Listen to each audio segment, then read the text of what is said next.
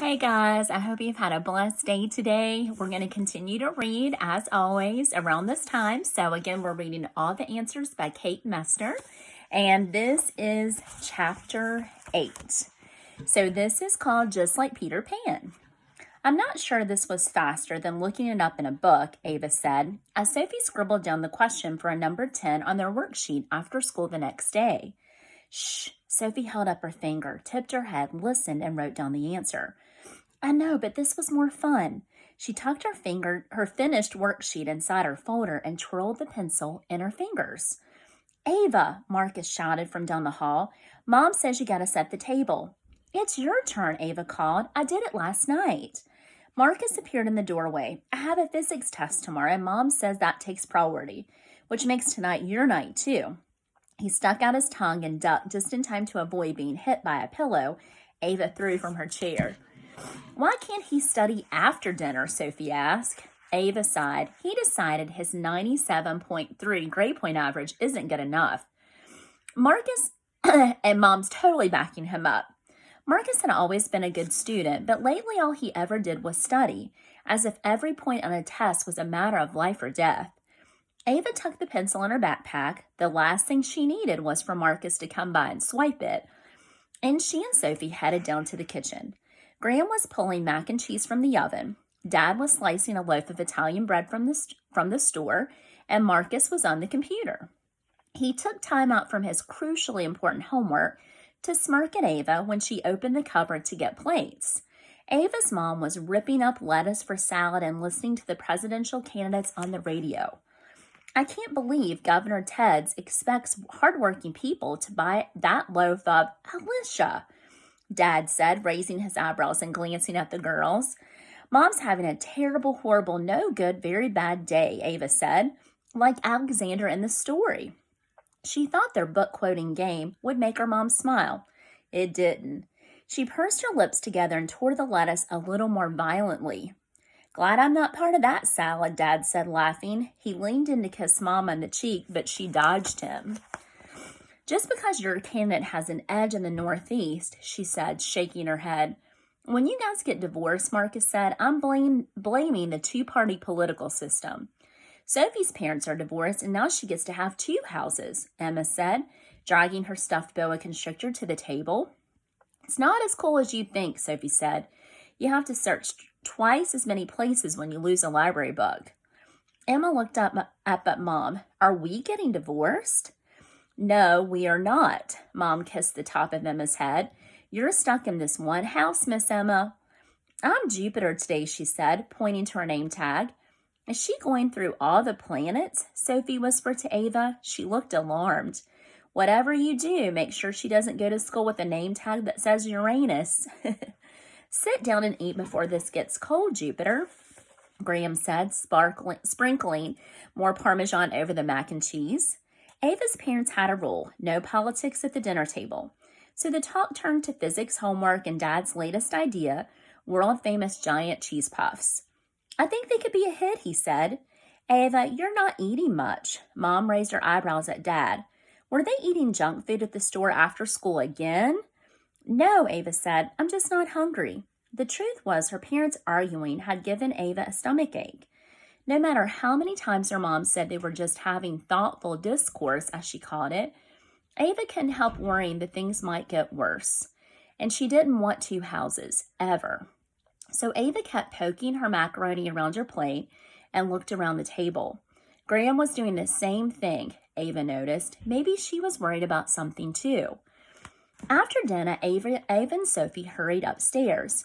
Sophie rummaged through Ava's bag looking for the pencil and pulled out the Adventure Challenge permission slip. Hey, we were supposed to turn these in. She sniffed it. This smells like banana. You can put it back. I'm not going. Ava, you have to go. It's the coolest field trip ever. Ava flopped onto her bed, and Ruffles the owl bounced off onto the floor. If you like plummeting to your death in the woods, it's totally safe, Ava. Sophie swooped down, picked up Ruffles, and perched him on Ava's pillow. Then she plopped down next to Ava. My mom read about it on the website before she'd signed mine. You wear a harness, and you're always connected to a safety cable. so there's absolutely no way you can fall and die. Well, that's good, but Ava knew there was always a way. What if the harness came unclipped? What if the safety cable broke like the rope Dad had used to tie Ethel to the fence that day she got loose, and they found her down the street eating the Morgan's mail? You could totally fall and die then. Any field trip with the word adventure in the title had entirely too many what ifs swirling around it. I'll think about it, Ava said. That was usually enough to shut Sophie up. But not this time. Come on, Ava. We're even going to practice in gym class. Mr. Avery told us he had some mini course he's going to set up with low balance beams and stuff. It's going to be so fun. Have you seen the videos online? Ava shook her head. Sophie jumped up. Come check out the website with me. And if it doesn't look awesome, I promise I'll leave you alone, okay? She led Ava downstairs to the computer, found the website, and clicked to start a video. Tell me this doesn't look like fun. On the screen, a teenage girl with her hair in pigtails was holding onto ropes, walking across a bridge made of wooden rods that wobbled and swung all over the place. Just watching her was enough to make Ava's knees feel like jelly. Then there was a kid climbing on a rock wall, putting his feet on tiny ledges that didn't look nearly big enough for feet. Ava watched the video people tight walk from tree to tree, way above the forest floor. They crossed rickety bridges over rocky streams, clipped themselves onto zip lines, and went flying through the trees. I feel like Peter Pan, the pigtail girl squealed. There was no way Ava would feel like Peter Pan up there. She would feel like a big baby. She reached over and stopped the video. So will you go? Sophie bounced up and down a little. Maybe. Just go if you don't like it. I'm sure you can sit and read or something. Sophie's cell phone chimed with a text and she looked down. Shoot, Mom wants me home. But promise me you'll come. Just try, okay? Ava sighed. What if may have been her least favorite phrase in the English language, but just try was a close second. When Ava had just tried to go on a boat ride in the 3rd grade, what if it sank? What if the lake was rough? She'd spent the first hour of the trip throwing up over the railing. Would she just try to spend the night at Sophie's sleepover? What if she got sick? What if something happened to her parents while she was gone? She'd stayed awake all night until Mrs. Chatfig found her crying in the kitchen and called her mom to come get her.